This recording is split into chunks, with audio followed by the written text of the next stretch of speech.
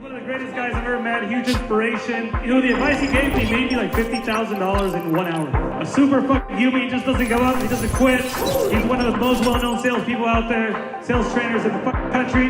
Very impressive guy, give it up for my guy, Max and CERRADOR, jimenez, baby!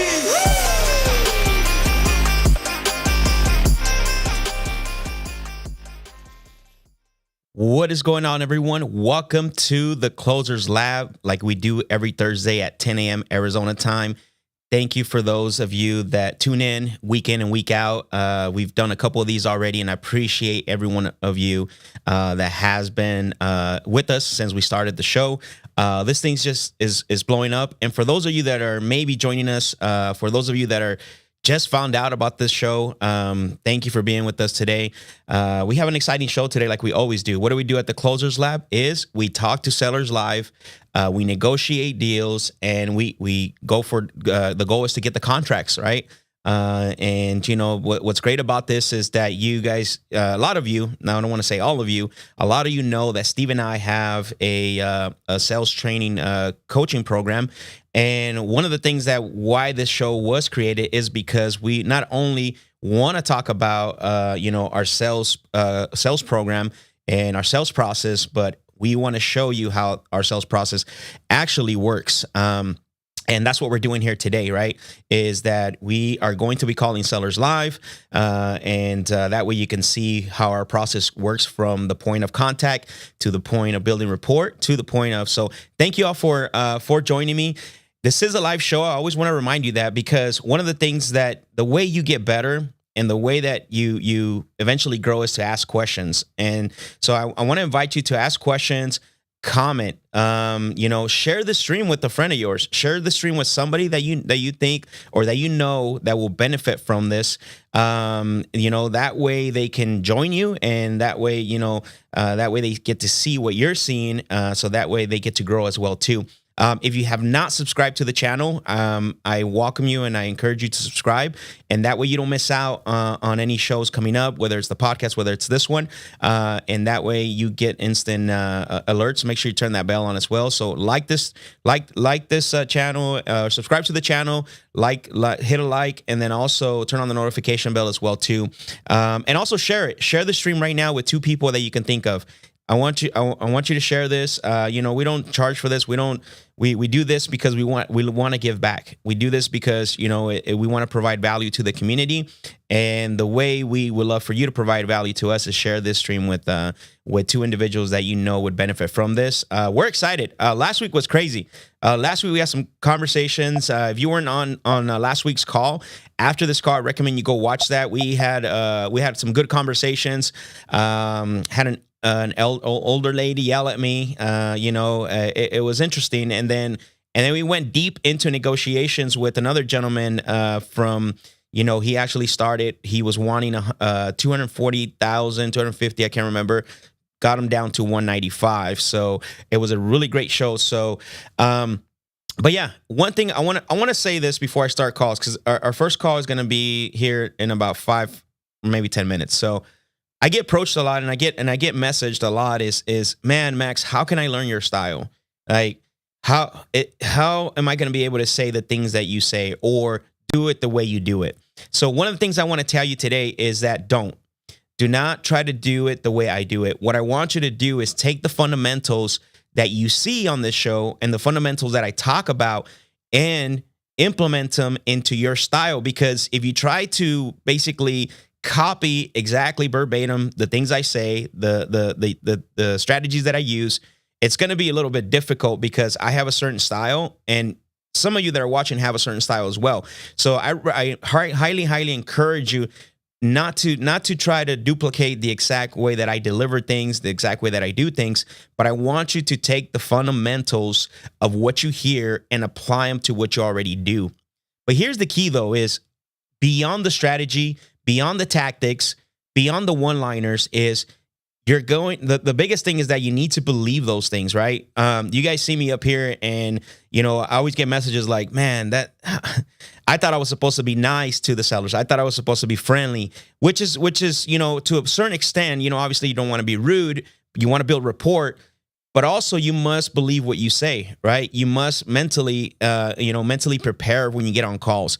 I've been doing this for such a long time that I'm bought in. Like everything I say when I'm talking to these sellers is because I believe it, it's effective, and I know it's going to work. So for those of you that message or that comment, on the previous videos, you're just going to have to work a lot, just like you're working on the strategies and on the tactics. I highly encourage you to work on your mindset as well too, right? I'm a big believer in act as if you have that $1 million in your bank account already. Act as if you don't need this deal. Act as if you got multiple opportunities for you to basically do that you don't need that property that for the seller that you're talking to, right? And basically, I want to encourage you that. I want to give this message out before we jump on a call here, because we got a couple people that are ready to go.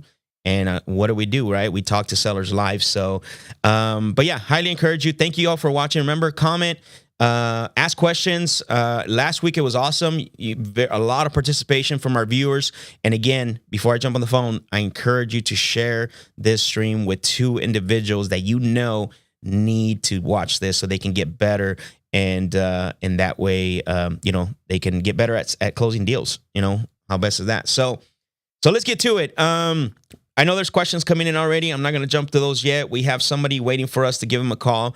And man, let's see. Let's lock up a deal today. Today feels like lock up a deal Thursday. So let's see what this conversation is going to look like. And let's see. Let's call Edward and see what's going on in Edward's life.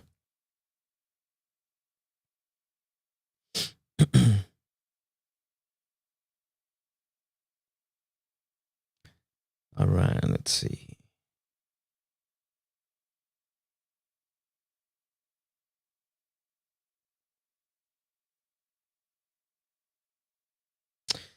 All right.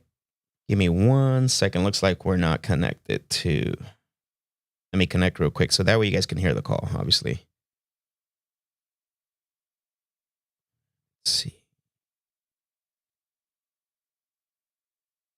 All right, perfect. Here we go.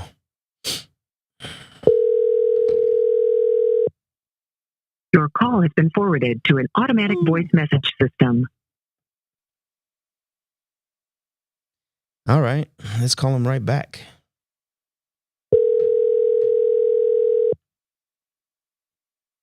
Your call has been forwarded to an automatic voice message system. Edward. All right, so looks like Edward doesn't want to talk. So now that happens, right? I think I said this about 2 weeks ago. We're not immune to people not answering, right? We go through the same things that you go through. Sometimes people don't answer. Sometimes, they set up a callback, but they don't always pick up for us. It's something that's part of the process, part of what we do. So I guess we'll go to their next one. We'll go to our next one, and then we'll give Edward a call back. So, because it looks like we have another one, Dell. Let me pull up the address so that way. Let's see here. All right.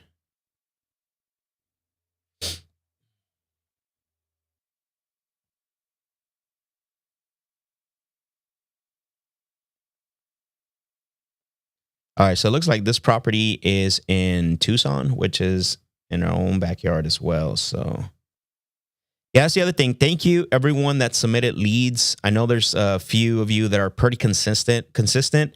I really appreciate that because it really helps us out for the show to actually make the show even more interesting. So one thing I forgot to say in my intro is that if you want us to call your leads and you have leads that you want us to call, you want me to call here live on the show, there's going to be a link after we're done that you can click on and submit those leads. And then what happens is my lead manager, Carlos, he's going to call and set up the appointment for that way we can call your leads live on the show. It's something that we want to try to do more often. So thank you, though, for those that consistently give us leads to call. So let's see. So let's call Dale. Let's see what's going on with Dale.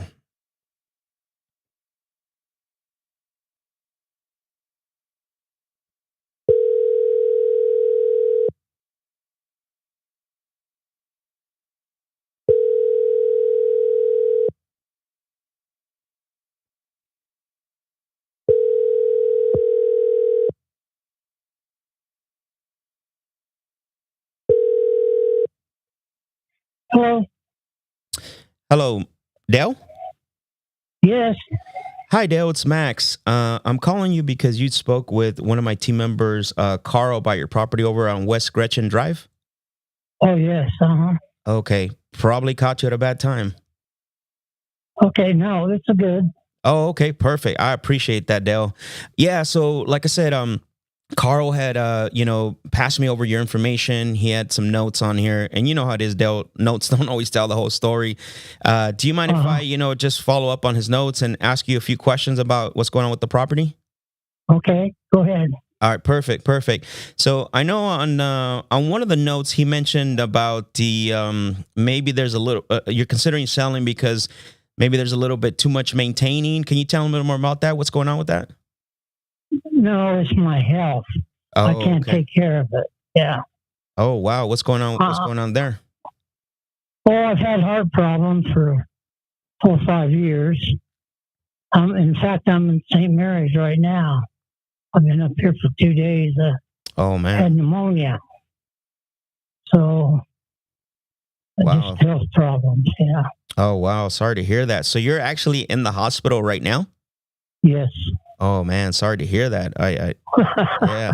I'm getting better though. Oh, that's positive. That's good. I mean, when you picked up the phone, that's the last thing that was on my mind, really, the way you're talking and your spirit. Like I wouldn't be able to guess that you were in the hospital if you wouldn't have told me. Oh yeah. Wow, okay. Yeah, but I hope to be out of here by tomorrow for sure. But Okay. anyway, yeah, well, I'm getting all right.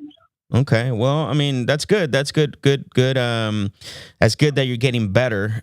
Which is always what you want. So what I'm hearing is that you're basically, obviously understanding there's some health situations going on, and it sounds like that's probably the main reason. Is there any besides that? Obviously, the property, is there anyone else that's going to have an input on the sale of the property? No, there wasn't. No, there won't be no problem. No, I won't sorry, sell it. not a problem. Sorry, I meant to say, is there anyone else that's going to have an input? Like, is there anyone else that maybe we would have to talk to in regards to sell the property? Oh no. Okay, Just me. just you. Okay, got it. Okay, perfect. Yeah. So, and this one, so I'm looking at the structure right now. I'm looking at the property just online. Obviously, I haven't walked the property or anything. Can you tell me a little bit more about it? I'm seeing a couple of structures. Is one like a house? Is there something? Can you tell me a little more? Describe the property a little bit for me. Yeah. So probably the one on the corner Mm-hmm. is where I live. Oh, okay. I totally remodeled that Mm-hmm. 2 years ago. New bathrooms, all new plumbing, upgraded part of the electric. It's got all new flooring, new roof. Mm-hmm. It's all done, all drywalled, painted, everything. Okay. I mean, it sounds like Two bathrooms and 2 bedrooms, laundry room. Bathrooms are all tile. Everything's tile on them. Kind of got a lower level, Mm-hmm. but no, it's all right. It's good. Yeah, I mean, it sounds basically from everything you told me, it sounds like a really great property. I mean, what's stopping you from maybe listing it on the market with the real estate agent? Excuse me? I said it sounds like a really, really great property from everything you just told me. What's what's stopping you from listing it with the real estate agent? Because it sounds like it's in great condition. Well, I really didn't. I don't really need to sell it, but I got 6, 7 other properties. Okay, So got it. So what do you mean by you don't need to sell it? I don't need the money. Okay. So you Okay. want to give it to me? Is that what I'm hearing? Well, I don't really want to just give it to you, buddy, but I'm just I would take it. I know. So understanding that, obviously, and I've heard that before, right? Obviously we don't buy every single property from everyone we talk to, which is fine. It's part of the business. And I know typically, people sell to us for various reasons, and usually they want to sell because they want to pick their own closing date. Sometimes they are in a financial situation, not always, but a lot of times, their property needs a lot of work, repairs. It just doesn't sound like any of those apply to you right now. Right. Got it. Okay. And the other trailer next door, which I own, it's a 1-bedroom, 1-bath. I think it's 12 by 60 or something like that. Okay. So is this a rental property, Dale? Yeah, it's around. It is a rental property. What are you renting this for a month? $645. $645. Yeah. Okay. And then is there a chance to increase the rents at all? Are the rents at market? I raised it $30 on him a year ago. Mm-hmm. So, but I'm still renting it cheap. I should be getting $7.25 or $7.50 for it, but I've known him. He's been there for 5 years now. So what you say you're getting? How much are you getting right now for that? $645. $645. Okay, yeah. I'm looking at some average rents in the area, so definitely a little bit below the average rents. And the tenants, how long have they been in there? 5 years. 5 years. Okay. Got it. So what I'm hearing is that obviously you don't need to sell it because you don't need the money. You got 7 other properties that you're probably cash flowing, I'm assuming, as well. You got money coming in every month on those. Oh yeah, everything. Okay. Yeah. I see. And so something that I've done in the past, we had, I think his name was Johnny, is a guy that we bought a house from. I think we bought 2 properties from Johnny, and same thing. He basically, he had a couple rentals, and obviously one thing that he was, and again, this ain't the same case here. He was a little concerned with the taxes. So what we said to Johnny was, "Hey, Johnny, what do we do this? Because I know you don't need the money. You obviously don't want to pay the tax, the high taxes when you sell. What if we were to, come to an agreement on a price, and we made payments to you?" Where you continue to get those monthly payments, but you no longer have to basically do the repairs or anything, deal with the tenants. And Johnny was pretty happy with that because he still got to collect a check every month. And so I just don't know, Dale, if you would be open to something like that. Yeah, I might be because in those older homes like that, it's hard to get financed. Mm-hmm. So if I had to carry some, I would. Okay, you're open to that. So yeah. Let's start with this one here, the one I called you on. Obviously, because like I said, we don't buy every single one, and it'd be hard for us to do all of them. So if you were to sell this one, let's say that I was going to make payments to you, what would you feel comfortable selling this? What would be the lowest you feel comfortable selling this? I wouldn't take less than $130,000 for it. You wouldn't take less than $130,000 for it? No. Okay. That's what it's worth. I got almost that much in it. Yeah, no, that's fine. And bear with me here as I'm just looking as well as I'm talking to you. So at $130,000, if let's say that obviously I want to do a little bit more homework on this. If you were open to do, because obviously you understand the term, so I'm going to say this is if you were open to carry and at $130,000, you would feel comfortable doing something like that with me? Not the full amount. I want some money down. No, I understand that, but I'm saying if someone was to give you that asking price at $130, you feel comfortable carrying. Obviously, there's going to be some money down. Yeah, I understand that. But at that price, that's where you would feel comfortable being open to carrying and us making payments to you. Correct. Got it. Okay. Yeah. So what I mean, I know what would you feel comfortable with a down payment on something like that? Oh, about $15,000. $15,000? Yeah.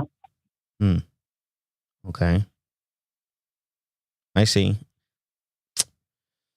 Hmm. And so let me take a look here. So 130, 15,000 down, and then we will amortize it for 30 years, and then we'll make you payments on that. Okay. Well, I don't want to carry it. I'd carry it for 15 years. Okay. So you would be open to a balloon payment of 15 years, and then you would want to cash out at the 15-year mark? Yes. Okay. And you say you're getting 600 and how much? 640? Out of the other side, 645. 645? Okay. All right. Let me take a look at something here. And then, so are the current tenants, are they on month to month, or are they on a long-term lease? Month to month. Month to month. Okay. This mobile, and then the mobile home that's there, is that original, or was that moved to that site? No, I don't know. I don't know when they moved that in there. I have no idea. Mm-hmm. Yeah, because you just bought it in 2015, correct? Yeah. Okay. And then I'm looking at tax records right now. I don't see an affidavit of a fixture. Do you have that, or do you know anything about that? Affidavit of a fixture. I'm not sure. Yeah, I don't follow you on that. So what an affidavit of a fixture is basically saying that, the mobile home or the manufacturer and whatever's on there is actually real property because it's attached to the land. So they provide a certificate saying that it's. Oh, yeah. Yeah. So I don't know. Yeah, it's attached. I know. No, I know it's attached physically, but what happens is legally you have, in order for it to be determined as real property. I know you get paid taxes on it for sure. A lot of times what happens is, and it doesn't cost a lot to do it. I just wonder if you had that certificate or not, because I'm not showing. I don't remember getting anything like that. Okay. So, so it sounds like, 130,000, and then you would want 15,000 down, and then what we would do is amortize that amount for 30 years, but then you want a 15-year balloon. And then how soon are you looking to get this done? Like by Christmas, or when? Possibly, yeah. Okay. So not anytime. I might be. Go ahead. I'm working on another project over there that I might move into. So it'll probably take me another 3 or 4 months. 3 or 4 months? To get that done. So Christmas time or the first of the year. Yeah. Okay. Got it. Yeah. Yeah, by that time, obviously I don't know if the 130 would still be feasible if we get to that point. Usually when I talk to someone, they're ready to sell probably within the next 30 to 90 days. Doesn't sound like you're looking to do that. It sounds like you're more long term. It doesn't really matter. I can do it sooner. Okay. If everything's right, Got it. Okay. How's the access to the property? There's 2 gates. No, I'm saying if I wanted to go look at it just to check it before I decide. Yeah. If I wanted to go look at this property. Oh, all you have to do is call me. I'll be there. Okay. All right. And you think you said potentially you'll probably be heading home tomorrow, sounds like? I hope so. Yeah. Got it. Okay. So what I want to do, Dale, because I do like the numbers on this, and it sounds like you're comfortable as well too. Is that what I'm hearing on those numbers? Yeah, that's pretty fair. Okay. So what I want to do is, I want to, follow through with you. I would say, I'm going to have Carl give you a call, and then that way we can set an appointment so we can go out and look at this thing. So that way we can, make a final decision just to see what what repairs it might need. It doesn't sound like it needs much because from everything you told me, it sounds like you've already done quite a bit of work, which is awesome, by the way. I just want to, physically look at it, and then I Sure. I don't know again if we can do this deal. I'm gonna talk to my partner as well. But if we go out there, right, and because it sounds like you're comfortable with the numbers, the term, and all that, we go out there and we see that we do the property looks in a condition to where we feel comfortable buying it, and we say, you know what, Dale, this looks like something we want to do. What would happen next? Well, you tell me. You put the $15,000 in an escrow and get a date. Okay. 60 days, 90 days. Mm-hmm. Okay. Or we'll give the tenant notice that going to be a new landlord. Got it. Okay. Yeah. Typically, when I ask other sellers that question, usually what I mean is, or what we've done in the past is put things in writing, which sounds like you would feel comfortable doing that. Oh yeah. Okay.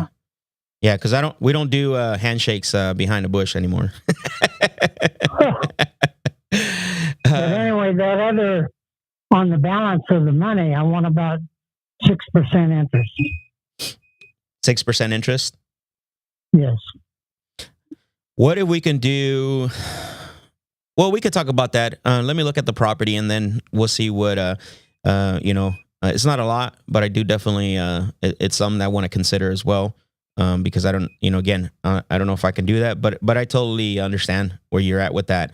So let me do this. Let me follow through with you tomorrow to see if you're at home or if you're out of the hospital, and then I want to set up, either get somebody out there to take pictures for me, and then get those pictures back to me, or walk it myself, and then that way, we can see if we can do all the numbers that we talked about today. How about that, Dale? All right, that's fine. All right, and then call them all. Yeah, I'll do that, and then what it'll do is, and then once we work this one out, I'm definitely would want to speak with you on all the other properties that you got as well too. Sure. Okay. Okay. All right, Dale. All right. Sounds good. Thank you for your time. Okay. Take care. Bye. Bye. All right, guys. Boom. All right. So that was a really good call. Went from, I don't need the money, presented him an option, right, to sell without, getting the full amount, doing something creative with him. He's open. One of the things that you have to understand is that you can't have that conversation with every single seller. The words I use, right, the carry bag, the everything, that certain words you can't use, but he understood it. Obviously, he's got 7 properties. So you have to be conscious of that when you're talking to people. That's why when I first started, I laid it out really simple for him, because I didn't know that he had other properties. I didn't know that he was actually a landlord. And he's the one that brought up, yeah, sure, I'll carry. So that was a really good call. I'm a little worried about the condition, and then also the other thing too is that there's no affidavit of a fixture. But those things we can find out, and then the down payment we can negotiate. Something we've done, I didn't want to do it over the phone with him, is we actually have negotiated to where, let's say someone wants $20,000 down, we negotiate where that gets escalated, which means that, hey, what we've done is we put down $10,000 now, and then $10,000 in 12 months. Jesse's done this on his phone. On summer calls, some things that we do, you got to get creative.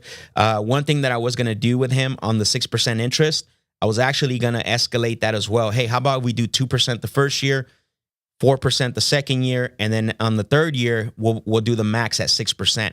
So you don't always have to give everything up front, because guess what? If I can do 2% now, 4% in the second year, maybe before even the third year arrives, I'm going to sell that thing, right?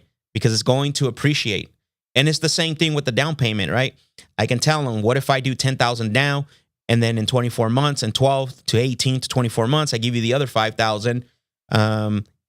All those terms are negotiable. Nothing that he said needs to be given up front. So, but those things you want to do, either after you either meet him in person, or maybe do a follow-up call once you get pictures and stuff, because then we're going to see if we can negotiate, what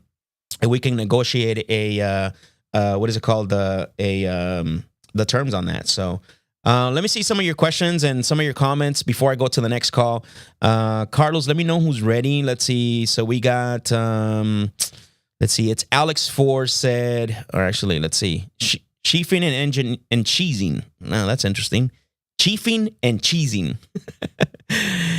How can you learn this man's style? Simple. We are all designed to reverse engineer. All you have to do is add your own verbiage that makes you sound comfortable, clear, and concise. Be confident.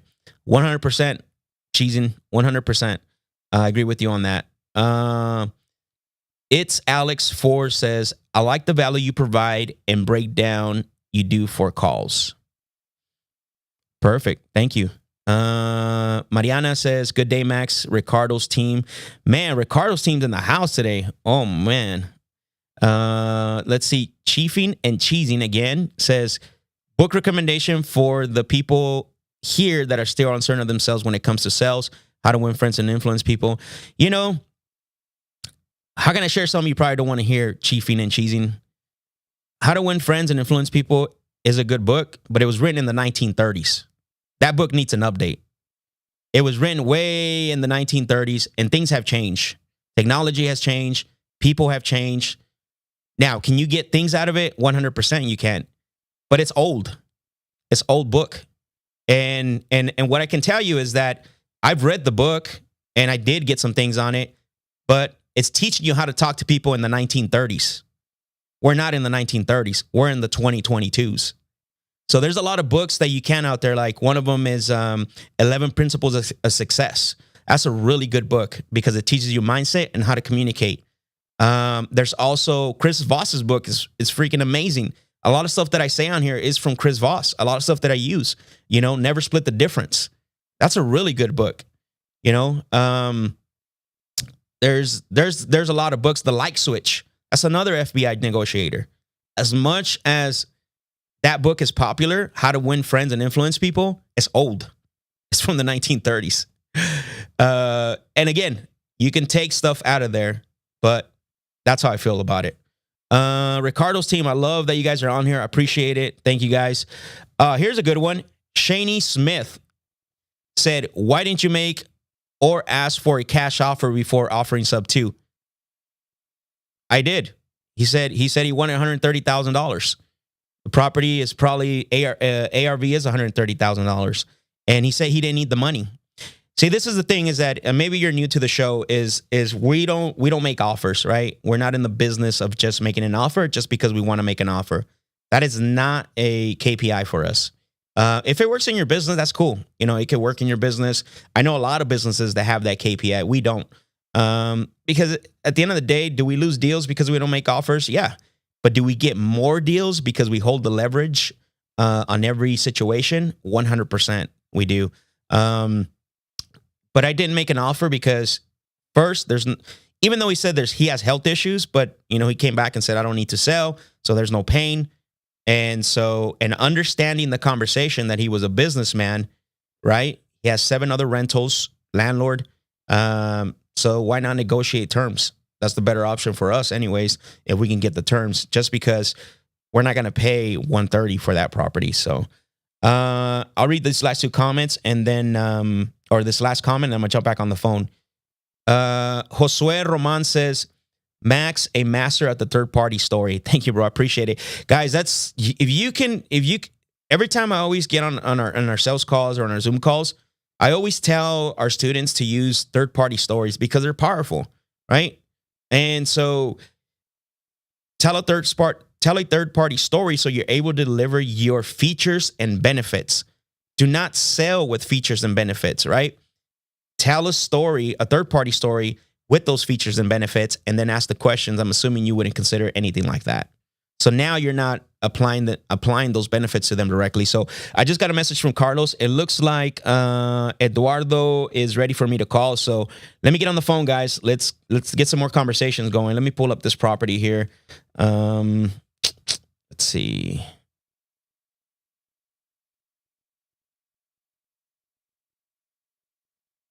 All right, let's pull this up.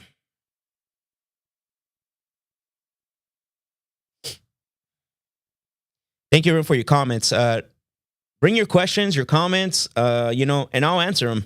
any questions that you have, anything that I did, any suggestions, because guys, just because I have a sales process doesn't mean it's always perfect. I make mistakes, and I want to hear your feedback. I want to get to know what your thoughts are and what you would have done in certain situations, because that helps me. I learn from I always want to learn from everyone. I want to learn one thing from everyone. So make sure that you're commenting, make sure that you're asking questions. So all right, let's call Eduardo. Let's see. This is a property. Actually.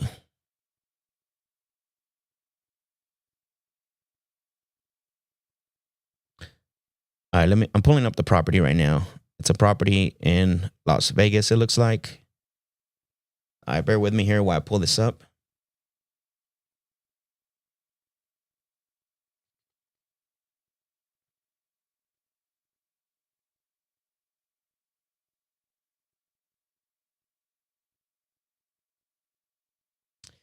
Great questions, by the way, and great comments. I'm glad that you guys are taking notes on the third party stories, because they are powerful, very, very powerful. If you can get good at them and get to use them, it's going to help you out a lot, quite a bit. Let's see. Whoop, whoop, whoop.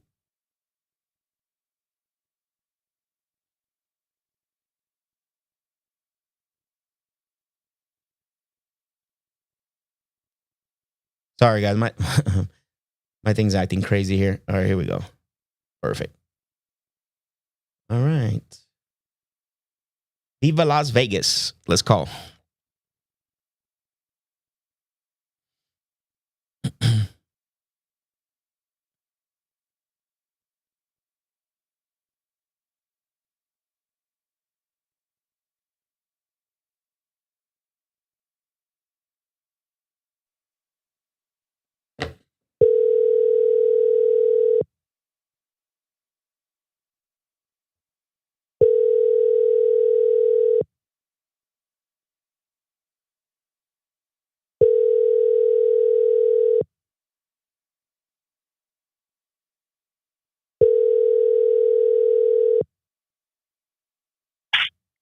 You have reached Ed's desk at EFS Services. All right, let's call him back.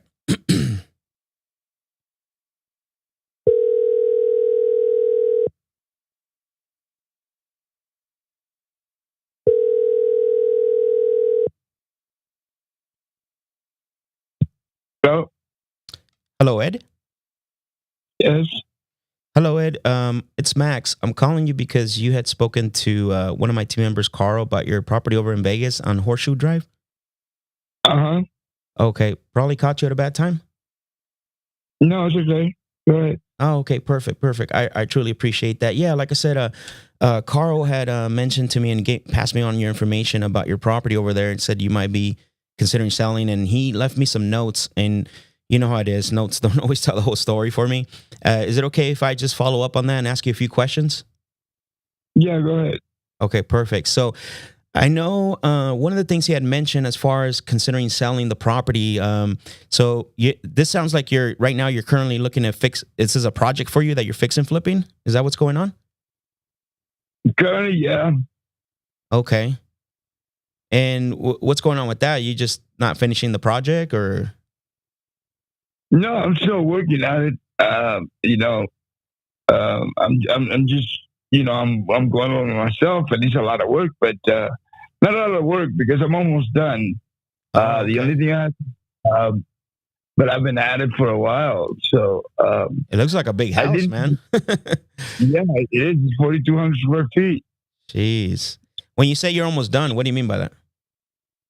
Well, I basically all I got left would be to put an AC unit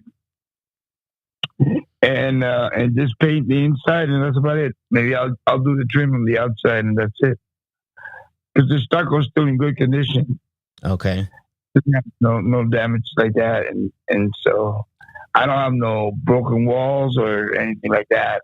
So, and the house is actually newer. It was made in 2008. Right. The windows are all screwed up. What do you think it'll be? What do you think you're going to be able to list it for once you have it done? Well, my expectation once I get everything done, I'm trying to go close to the million, 950, somewhere around there. Close to the $1 million. Mm-hmm. Got it. Because just by square footage, you couldn't build it. Yeah, no, of course. Yeah, I get it. I get that. And so you're putting high end material into this property.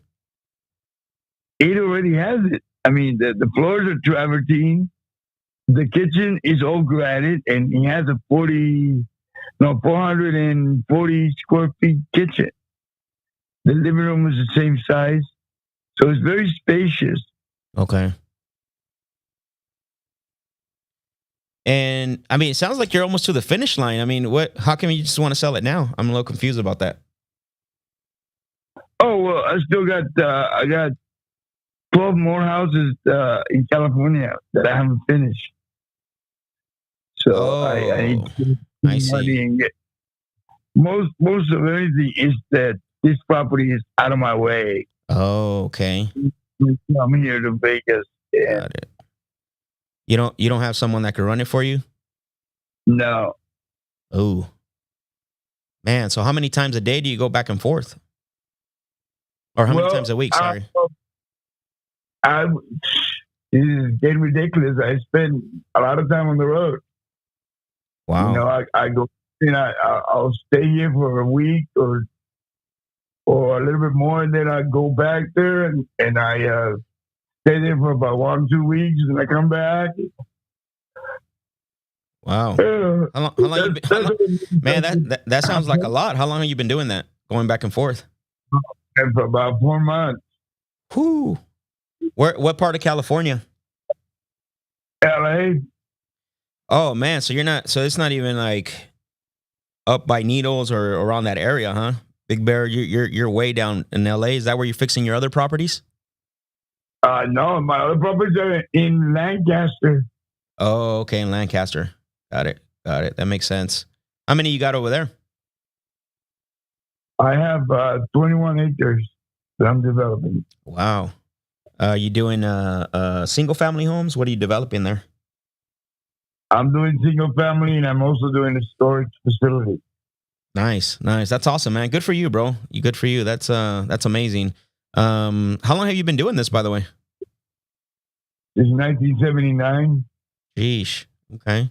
Long time. That's before I was born. I was born in 81.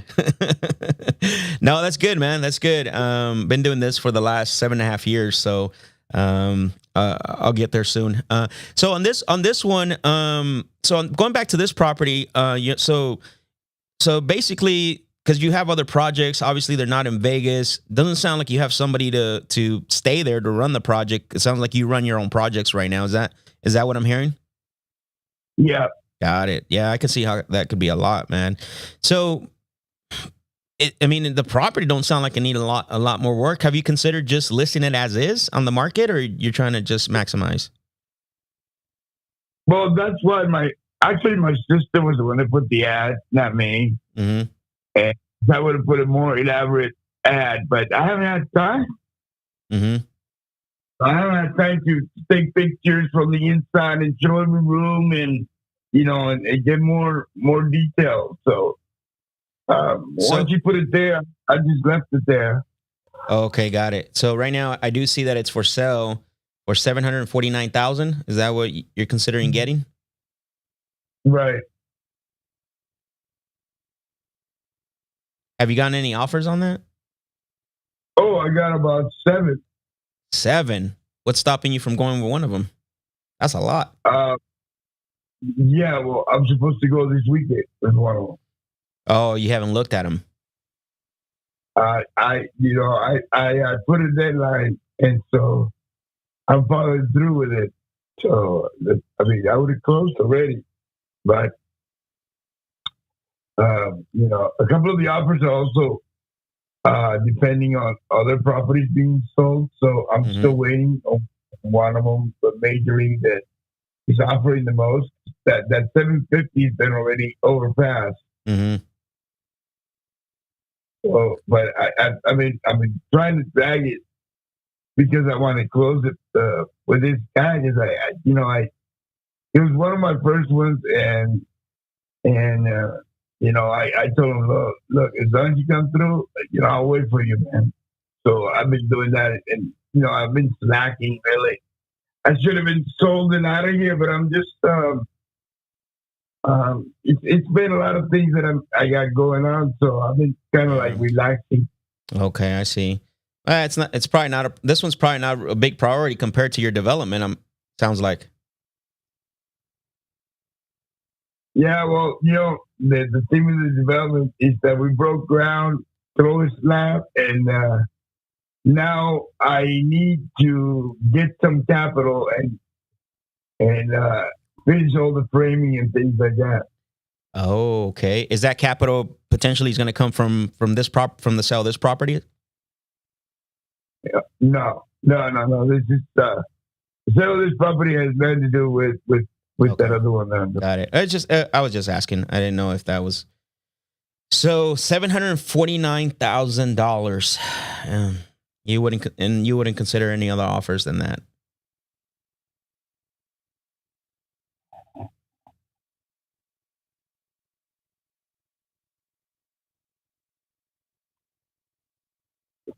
Okay. Yeah, I'm here. No, I said you're looking to get $749,000. You wouldn't consider any other offers other than that. Well, I consider anything, man. I mean, No, I get it. It's whoever delivers, and that's been pretty much key. So I told them that at the end of this weekend I would just pick one and go with it. So Yeah. Well, not necessarily be that one that is above it, because if they're not ready, I gotta get rid of this stuff. Yeah. So are the offers you're getting, are these cash offers, or are these people that are getting conventional financing? Well, yeah, a couple of them are subject to other properties being sold and closed, but I do have cash. Okay. What do you feel most comfortable going with if it was up to you? I'm sorry? What would you feel comfortable going with if it was up to you on the offers? Well, let me put it this way. If I would have had $750 cash right now, I would have closed it. Yeah. But I don't have that. You don't have that yet? What? Has anybody come close to it? Offering more than $750 is subject to a property being closed. So that's what I've been waiting. Oh, I see. I mean, you've had it for a while. I mean, that's probably the best option, maybe. But I don't know if you have more time to wait on that, subject to other properties closing. Yeah, well, I have time. Got it. Okay. So let me ask you this, Ed. If let's say that you didn't have to pay anything out of pocket, no fees or anything, just to offer net to you. I mean, what's the lowest that you feel comfortable selling this? About 725. 725? Yeah. Ooh. Okay. Because but you actually gotta see it, man. I mean, it's kind of like you try telling the people it's not an average home in the inside. Yeah. They went out of the way. All my bathrooms are marble with jacuzzi tubs. Mm-hmm. It's all copper plumbing all the way around. Everything has GFIs, all the outlets, got new electrical. Mm-hmm. So there's a lot of that are not, accounted for. That if you're going to, and I'm not saying I don't believe you, but I'm looking at Zillow, and is there any reason why there's only 2 pictures up on Zillow? Yeah, because my sister did it from Florida. Oh, I see. Got it. Yeah, I mean, even right now, like you obviously going down to 725, that would be so hard for me. Just I haven't seen any of the pictures, right? It'd be kind of tough. But But I mean, if you have 7 offers, man, you know, I would say if you had an offer and basically you want to, I would go one of them because I'm not going to be your buyer even at 725. So Yeah, well, I'll know this weekend. yeah. All right. Well, sounds good, Ed. I appreciate the conversation. Okay. All right, bro. Take care. Yeah. Take care. You too. Bye. Bye. All right. So, man, interesting call. So, there's obviously a situation there. He's driving back and forth. I want to dig a little bit more into the pain, but he did open up. He doesn't want to, but obviously he's not ready to like just let go of the property. Is an investor, but there's just not enough pain or motivation related to the sale of the property. I mean, driving back and forth, yeah, that can be a pain in the butt. It's a bad situation. And here's what you got to learn. Not everything that you hear is pain or motivation. There's such things called situational, right? So there's a situation going on, but it hasn't personally hit them to where they're like, I'm tired of it. I'm frustrated. I want to get this done, and I'm going to do whatever it takes to get this done. And that conversation was not there. Now, entertain him a little bit longer than I wanted to, but I wanted to see if there was a way to turn him and then just ask how much he wanted. But at this point, I mean, the guy, I mean, he's not hurting for money. He's not hurting for money. The drive, I mean, it's more of an inconvenience for him. I guess that's the way if you want to put it. It's more of an inconvenience. But because he doesn't need the cash, that inconvenience has not turned into motivation or pain / motivation. So something you have to be aware of. Just because they're going through a foreclosure, just because they got, you know, super liens on their house, that doesn't mean, those are all situations. That doesn't mean that it's pain / motivation that they're ready to go and sell that property. Something you have to learn. But so we do have one more call I want to get to, but let me get a couple, see who's if anyone's let's see. So let's see who we got here. So I'll go back here. Shani Smith said makes ton of sense. Thanks, Max. I believe about the book comment. So Mullen Wortham said nice mirroring of tonality. Yeah, I mean, you guys hear me, right? If I'm talking to somebody who's a high driver, I'm gonna speed up. I'm gonna get a little louder. If I'm talking to someone older, I'm gonna tone it down. I'm gonna talk a little softer, right? So you have to make sure that you understand that. Albert Vasquez says, where do I submit any hot leads I have with you guys? There's gonna be a link, Albert, after we're done here that you can submit that to. So Alex Mazel said, isn't it best to not really stay on the phone with investors that already flipped the property? He hasn't flipped the property. So he bought it to flip it, and now it's starting to become an inconvenience.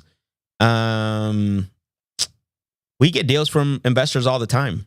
The thing is that, again, it's an inconvenience. It's not, there's, to him, he's not ready to sell. There's the pain of having the property is not there yet.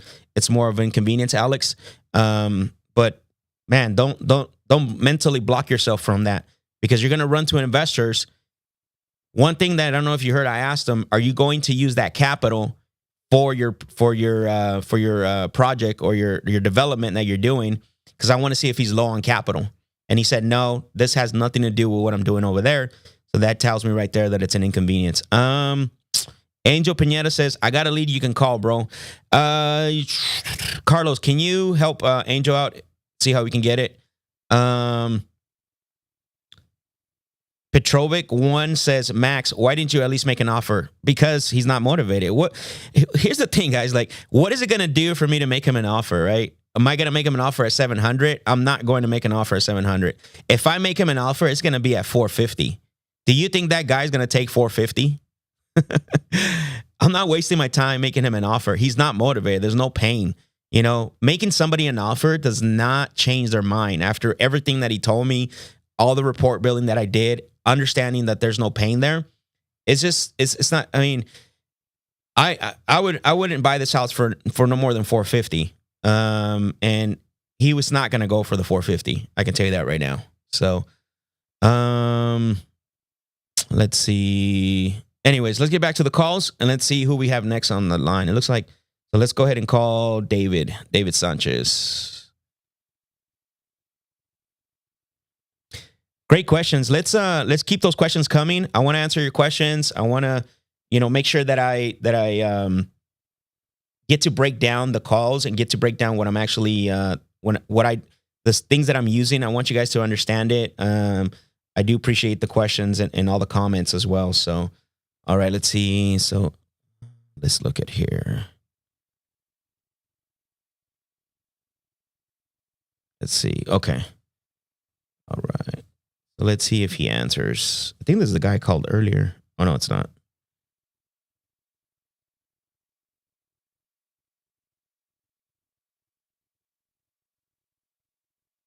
All right, here we go.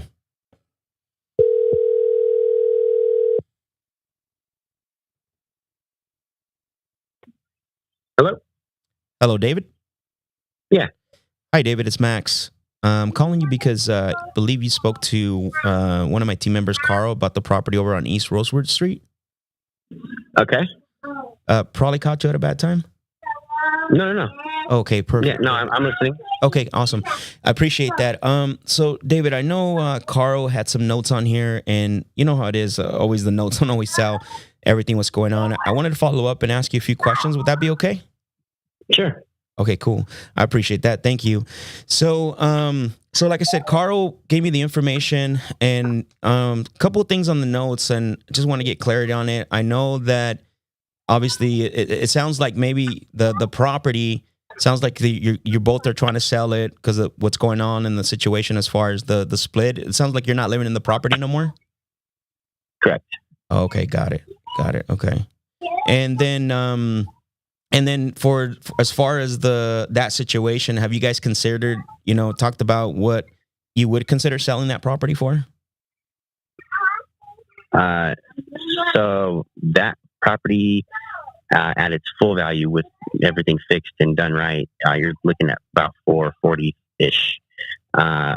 So minus the 50 grand in repairs, which is probably an overestimation. You're at 390 plus your whatever you guys take. So I ultimately, that's where my 370 to 380 number is coming from. So you're looking to get around 370,000, between 370,000 and 380,000 with nothing fixed. And you said that this could be worth how much? I'm thinking between its highest would be like 440 if you were to update everything with that 50 grand. And just out of curiosity, I'm looking at the area. Do you have like a comparable that I can look at for that price? One that already sold, just like yours? I haven't. No, because there's no with a pool in the mid area. The one next door, they've just recently renovated. So that one's going to be worth way more than it was. I'm sure you could find one somewhere. Well, I mean, I can't just pull it from anywhere, right? I got to make sure I'm within the neighborhood, within the community as well. But how did you come up with that number, the 440? Just out of curiosity. Just pretty much based off Zillow. Okay.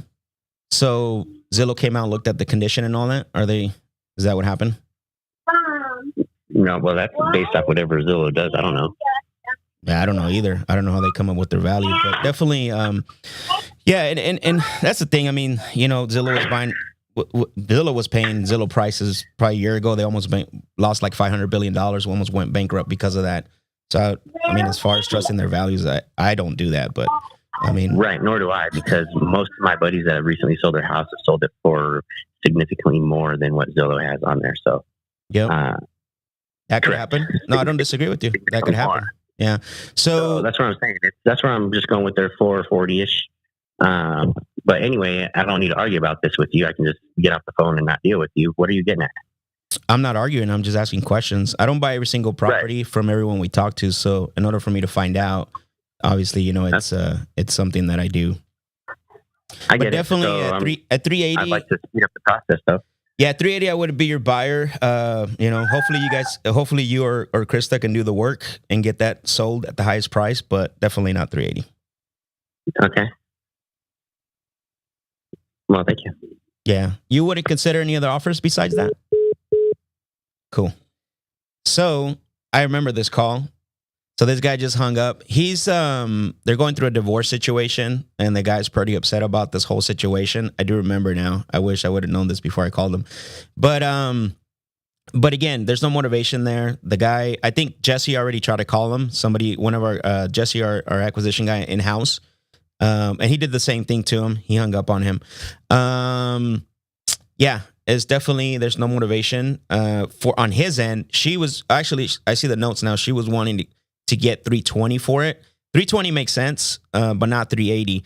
And here's the problem, right? When you have a divorce situation, is that if one party wants, if one party has going to have an input or needs to sign in order for the property to sell, and the other party, wants one price, the other party wants another. What happens is that you can't get the property. But here's a cool thing about this. Like, if we really wanted to do, like, we could buy Krista out and become David's partner, right? We can pay her a certain portion, and then we would, depends on how the property was deeded, and buy her out, and then go to him and say, hey, how you doing? We're partners now. We now own the house equally. And then basically what we would do is we would ask him to sell us his part at a significant discount. And then we could do that. But honestly, on this one, it is in Tucson. 440 he's not going to get. Definitely 380 for sure. He's not going to get it. There's no way to. Yeah, this guy, he's definitely. He's got a lot of stuff that, again, he was upset. He's upset because of what's going on. So let's look at the comments. I have another call here in a little bit, but let's see. Aaron King Closer says only 2 pictures. Oh, that was for the other one. Yep, of course. Steven Valencia said he's ready. I'm not sure, Steven, what he was ready for. Which one you're talking about, if you can elaborate just a little bit on that. Navarro Property says the mirroring of their answering and letting the awkward silence sit. It says, bro, your money. Yeah, it's that goes back from the book Never Split the Difference, right? It's a technique that Chris Voss teaches in his book, and it works really well because you get to repeat and you get to mirror what they're actually telling you. And then you let them, and then what you do is you allow them to expand on it, because they're the only ones that truly can. You got to let them basically explain, instead of you trying to overcome their objection or defend what they said. You allow, when you mirror like that, and then you keep it silent. Guess what? They have to defend it. So what you need to do is that you do the mirroring like a problem, and then what happens? It gets them thinking, and then they're gonna defend that statement, right? Instead of you like, no, it won't be a problem because we could do this X, Y, and Z. And guess what? They don't really care, right? What they care about is their own statements, their own questions, and basically let them defend it. So let's see. Corey says, I've been incorporating the probably caught you at a bad time into my phone calls. It really seems to be working for me. Perfect. This happens to me. I'm not perfect at it yet, but Corey, one tip is when you're using it, just make sure that it doesn't come out as a question. I know it's tough, man. I know it's tough to do. It's more of a statement, right? It's more of an assumption that you actually did catch them at a bad time, and not a form of asking them, did I catch you at a bad time?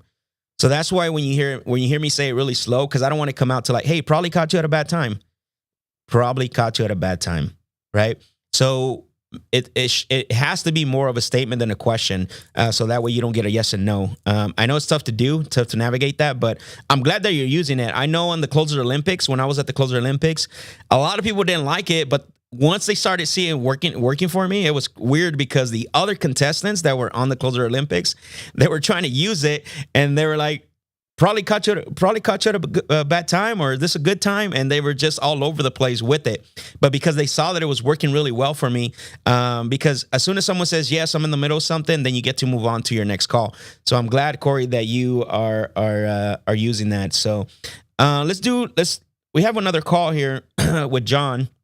So I'm going to try to call him. Let's see here. This might be one of our last calls, but Oh, actually, we have two more calls. So let me pull up John's information and see if we can get a hold of him.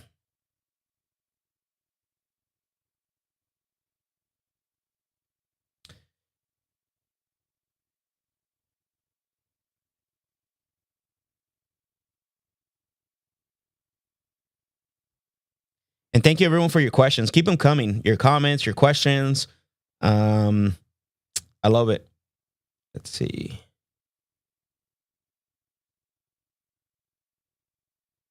All right, let's take a look.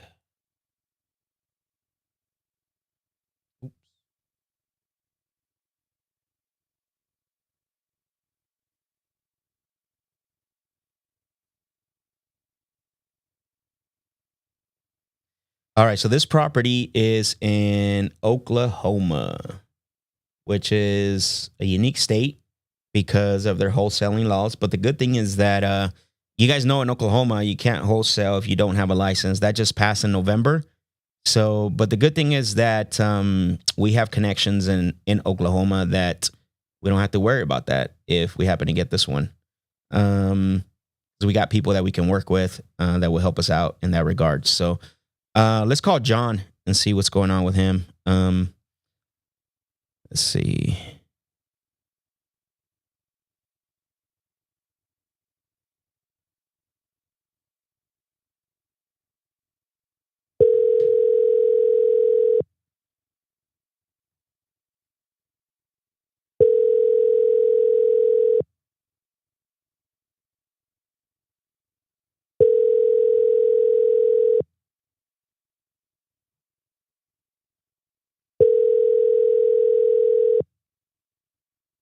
Your call has been forwarded to an automatic voice message system.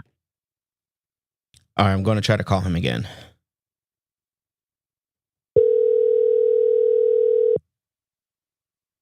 Your call has been forwarded to an automatic voice message system. 40562333689 We're going to leave him the is not cliffhanger available. voicemail. The tone. Please record your message. When you have finished recording, you may hang up or press 1 for more options. Hi, John. It's Max. I'm calling because one of my team members told me about your property over at Northwest 47th Street, and I'm calling because, and then we just hang up. So that's the cliffhanger voicemail. Probably left a little bit more details than I should have, but let's see if John calls us back. We do have one more person that Carlos has here that I can call. Perfect timing too. So this one is in Phoenix. Let's see what this conversation. Let's see what we can get out of this. Let's see.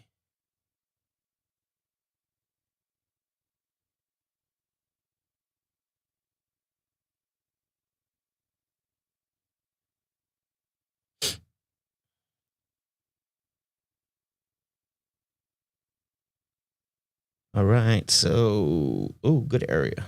Oh, wait, 35th Ave. Let's see. All right, let's give him a call. John Chacon.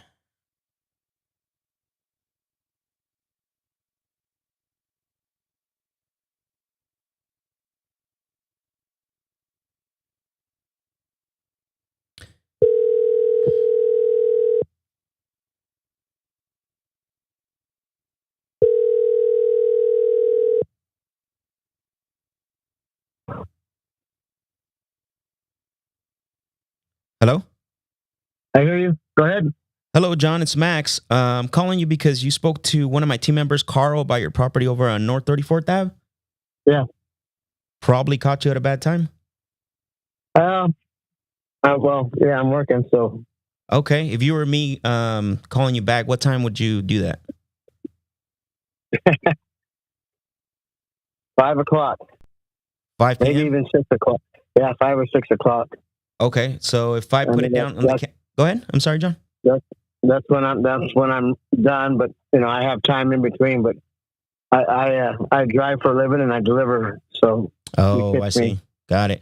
All right. In between. Okay, perfect. So what I'll do then is if I put you say on the calendar for like 6 o'clock, then right. I can call you then. You can call me. All right. Sounds good, John. Thank you. All right. Thank you, bud. You're welcome. Bye. All right. So again, that worked, right? What if I would have just kept talking to him? We just talked about this a little bit ago, right? So probably caught you at a bad time. Works. Let's see. I guess I'll answer some questions. Let's see. I think I already answered Corey's. Vicente Renteria says, I appreciate all the game you put out, Max. I've been using the skills and strategies on here when I'm calling, and I'm getting really good responses. Man, that's awesome to hear, bro. It's the reason why we do this, right? Is for comments and comments like Vincent's, right? Vincent is a prime example of why we do this, because I know there is people out there and there's individuals that genuinely want to get better, right? And there's nowhere to go in order to get better. And I'm not saying we're the best, but we pride in what we do, right? And what we pride not only in everything we do, but in our approach to sales, and we work on our craft. That's the thing, right? You got to respect. I always say this: in order for your craft to respect you, you got to respect the craft, and you have to invest time, right? You have to make sure that you're constantly working on your craft so you can get better. And Vicente is actually a prime example of what motivates me when we're doing this. Sebastian says, Yanya says, when you negotiate in payments to make the seller's numbers work, are you setting up those payments as like a vendor take back mortgage at 0%, or what does that look like? As a vendor take back mortgage. Never heard of that. So when we're doing, so for example, the one today, Sebastian, what we do is, let's say he wants the 130,000, right? So what we're doing, most people think about this way, right? This is why you can't complicate things when you're talking to individuals, anything on seller carrybacks or anything like that. Most people that you talk to only understand traditional mortgages in a 15 to 30 year increment, right? And what happens is that when we get a deal like this, don't try to sell yourself short. Like, hey, just carry it for 5 years, carry it for 15 years. Negotiate that thing up to 30 years, amortize it. So if I can get that loan at 130,000, I'm going to amortize it for full 30 years. And I know he said he wanted some interest. And then sometimes, people are like, well, I don't want to do it that long. Well, what we've done in the past is that, we don't keep making payments to you for that long. At 15 years, we can definitely refinance. We're going to sell it, and then you get your full cash out. That's how we basically negotiate, right? We're always trying to get the max extended, the max time frame for those. And yeah, we're always looking to get 0% interest, 0 down. We're always trying to get free properties, right? That's the goal, And so I hope that answers your question. Let's see. Mauricio Arroyo says, hey, Max, when you first started, what would you do to get ready for cold calling? So what you need to do is, for cold calling, what is your goal? What are your goals for cold calling? Is it A, to book physical appointments? Is it B, to book up follow-ups? So you need to know what your goal is going to be for those calls, right? Do you want to have 10 conversations and book 5 appointments out of those conversations? Don't get caught up too much on, I need to make 1,000 dials and I need to have 3 hours of talk time. That's terrible. You want to create high level key performing indicators, such as, my goal today for cold calling, and you got to write this down, is I want to have 10 conversations. That is my goal. And a conversation for us is the 3 things, which is pain/motivation, time frame, and price. We don't care about the third one, right? If they have pain/motivation or gain, and they're willing to sell within the next 30 to 60 days, but we don't get a price out of them, that's fine. That's, for us, we just had a conversation. And then what you want to do is book your follow-up. So what is your goal? And then the second thing is that you want to write down the objections that you're going to get. So here are my top 5 objections I'm going to get. I want to prepare for them mentally. I want to visualize them. I want to see them, because if they give me this objection, I have the answer for this. So that way you're not caught off guard. A lot of people don't do that because they just start jumping on the phones, and then they get an objection, and then they don't know what to do. So if you can come up with your 3 to 5 highest objections that you believe you're getting, that you've gotten in the past, or you've seen that people get, and write those out, and then this is how I'm going to overcome it. Man, your cold calling session, if you do those 2 things, which is, what is your goal? and then prepare for the objections that are going to come. Bro, you're going to have an awesome cold calling session, honestly. Cold calling sucks. I mean, let's be honest. What we do is hard. So let's figure if you can implement those things into your process, that's going to help you. So let's see. Steven Moniz, I think that's what's pronounced, says, you have in Oklahoma, are you referring to wholesalers that got licensed or realtors? Okay, so I'm assuming you're referencing to the comment that I said earlier. So it doesn't matter. Like, in order for you to do a wholesale deal, you have to be licensed. You need to have your real estate license in order to do a wholesale deal. Yeah, I think. Yeah, as far as I'm not sure on the question. Sorry about that, man. Let's see. Robert Tenorio said, would you wholesale a property that's already fixed and ready to go in the OC area? Bro, I'll wholesale anything if the numbers work. Who cares, right? If the numbers work and the numbers make sense, all day, it doesn't matter. I'll wholesale a bicycle, right? If I have a $500 bicycle, right, and they're giving it to me for $100, I'm gonna wholesale that for $250, $300. Sell it fast. So yeah, don't get caught up too much worrying about where it's fixed, not fixed. I mean, we've wholesale properties that are in good condition. It's just all about the numbers. That's really what it comes down to, honestly. So, Navarro Property said, dude, these are master skills we're getting for free. Yes. Now, I will say this. Yes, these are skills. These are high level skills. This is what we actually teach in our sales coaching program. So what I'm talking about here, you can go out and get deals. The thing is that what we want to do is eventually have you learn it to another level, which is build your sales process, build your sales systems, because you can learn the one-liners, you can learn the strategies, but then on the next deal, you're going to say, how did I get that deal? What was it that I said? So we do have a workshop coming up on June, I want to say 16th through the 18th. And what we're going to do is it's called the Closers Lab Blueprint. And what we're going to do is we're going to have a whole day of teaching you how to lay out the sales process. So you're able to rinse and repeat. You're able to know, how did I get this deal? Negotiation, your scripts, how to not get more. Let me think it over, and then we're also gonna talk about the breakdown of our business, because we don't just do coaching. We're not just gurus sitting up here talking about coaching. We actually have a business, that where we wholesale, where we hotel, and we do flips as well too. So you're gonna get to see all that. So if you saw the flyer pop up on the screen, go to the website, and that way you can, if you have any questions, you can sign up. Let's see. I'm going to answer a couple more questions, and then I think we're going to close the show. So Osbeck, Ocean City MD, I think he's asking about the property. Dominic Rockshead says, I thought you can wholesale in Oklahoma as long as I don't market publicly. Look, from what I know, that law that passed in November, you might want to look into that. They said that you can't wholesale without a real estate license. So you may want to look into that. So Penty said, when my seller objects to a low offer after I know their expectations, I simply tell them that the property needs to rent for 1% of my all-in cost.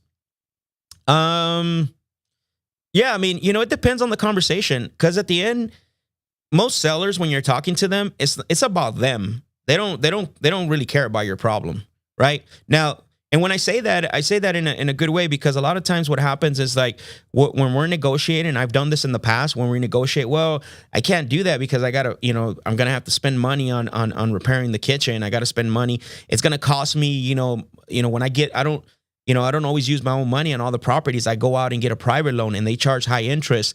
Like, a lot of sellers, that's not their problem, right? So I try to stay away from that for the most part. But if you feel, Pan, like you're able to present that in the conversation, by all means do it. I'm not a big fan of presenting the sellers my problem, because it's not their problem, right? We're there to solve their problem. So basically, if it works, like I said, if it works and you feel like it's a good place to present it, because based on the conversation that you had with the seller, by all means do that. So I'm going to answer one more question here. It says, Sebastian says, is it virtual? I'm not based in the States, but love the content you guys put out. Yes, we do have the virtual option. You can definitely attend the workshop virtual. Something that we started doing that because the demand was high for it. But it definitely is virtual, and we're going to, that way you can access the content. You can also participate, ask questions. And, I love Corey's comment. He says, sellers are emotional, not logical. Man, that's a bomb right there, Corey. I always say when you go into, you always want to get the seller more emotional in the sell than you do yourself. So everyone, I appreciate the comments. Thank you so much for being on the show today. We've talked to quite a bit of people. Some people didn't answer. You get to see the raw of what it is to talk to sellers. Like I said in the beginning of the show, thank you for those that submitted the leads. We're gonna have a link for those of you that are interested to submit the leads on the next show, so that way we can call your leads. What I would like for you to do is, if you haven't subscribed to the channel, subscribe to the channel. Like this video. Also, turn on the notification bell. The one thing I want you to do is share this with 2 people that you think can benefit from this. That is my charge to you, is that you share this with 2 people, because I know everybody knows 2 people. And, join us next Thursday. We're going to be here live again talking to sellers. I really appreciate everybody. Thank you for showing the love. And I'll see you guys next week. Later.